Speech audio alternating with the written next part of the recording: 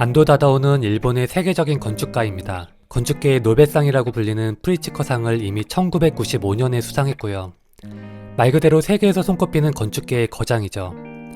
저도 사실 이분에 대해서는 이름만 대략 알고 있는 정도였는데, 제가 이분에 대해서 본격적으로 관심을 갖게 된 건 책보다 여행이라는 팟캐스트를 통해서였습니다.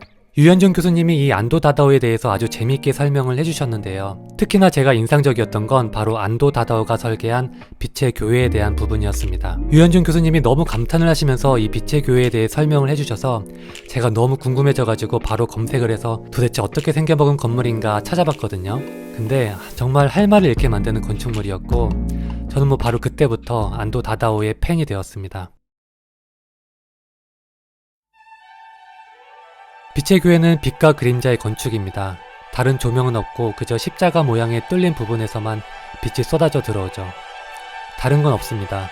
장식도 없고 그저 어둠 속에서 십자가 형태의 빛만 쏟아져 들어올 뿐이죠. 제가 처음에 이 이미지를 보고 너무 놀라웠던 것은 이 건축가가 한 게 너무 없다는 점 때문이었습니다.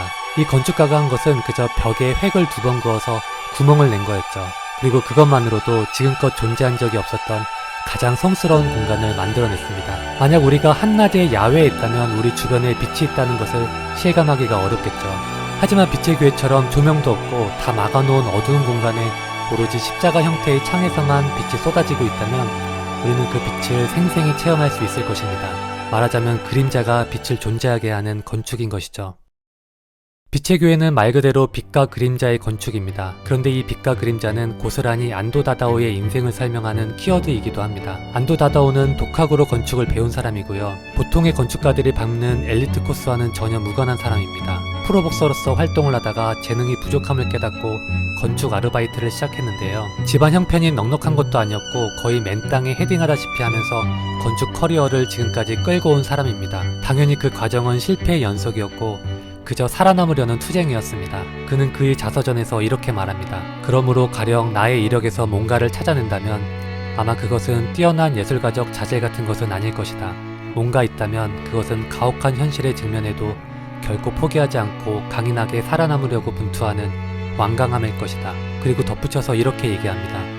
자기 삶에서 빛을 구하고자 한다면 먼저 눈앞에 있는 힘겨운 현실이라는 그림자를 제대로 직시하고 그것을 뛰어넘기 위해 용기 있게 전진할 일이다.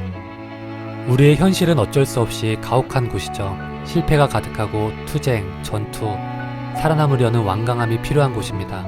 이것들은 당연하게도 외면하고 싶고 회피하고 싶은 현실의 그림자들입니다. 하지만 이 그림자를 향해 기꺼이 뛰어들 때, 이 그림자들을 기꺼이 내 인생으로 품을 때 비로소 우리는 인생에서 빛을 구하게 될 거라고 안도 다다오는 말하고 있습니다.